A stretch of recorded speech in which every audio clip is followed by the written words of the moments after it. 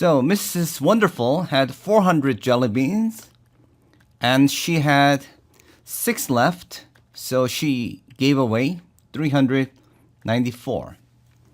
Now, the number of jelly beans that she gave to each one was equal to the number of people in it. So it ends up being something squared. So for example, boys, each one, there are B boys, each one got B jelly beans. And for each girl, she gave G jelly beans. So therefore, the total quantity that she gave away turns out to be B squared plus G squared. So we have to find numbers that you would square and then get 394. But there's one more catch here, right? Well, this, I think, is solvable as it is, but it's a Diophantine equation. But they gave an extra clue here. There were 2 more boys than girls. So number of boys is 2 more than girls. So it ends up being 2 more than girls is boys, and this is girls. And that has to be 394. So what would this be? Shall we use foiling? So G squared plus 4G plus 4 plus G squared equals 394. So 2G squared plus 4G minus 390 equals 0. Let's divide by 2. G squared plus 2G minus, what would this be? 185, right? Equals 0. So we are looking for 2 numbers that are 2 apart here and gives you 185. So what would that be? 185, what is 185 made of? Let's do it the easy way. 5 and what? 7?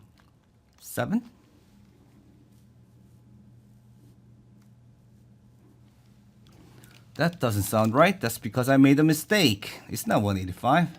I don't know how to divide by 2. This is 195. All right, let's go back. So let's do 195. And let's divide by 5. What do I get? 5 and 3, 9. 39. So this is 3 and 13.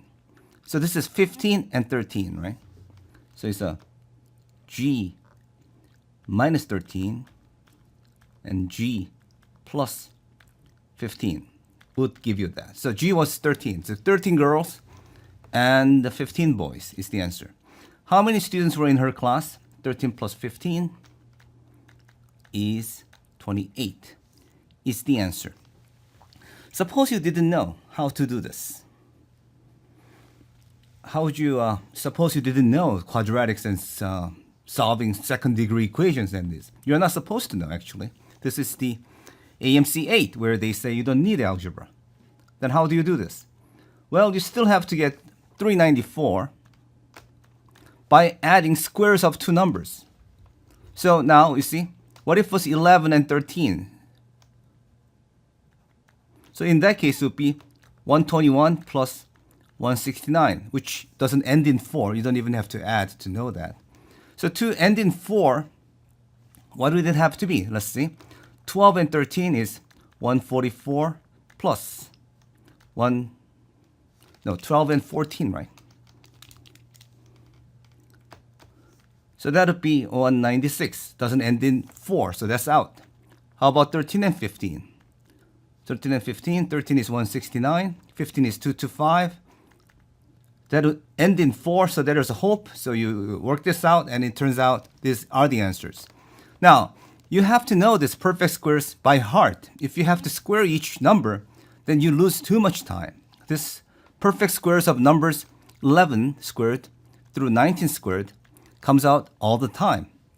So it's worth memorizing. I'm not into memorization of many facts in mathematics, but these are numbers that comes out so often that it pays to memorize.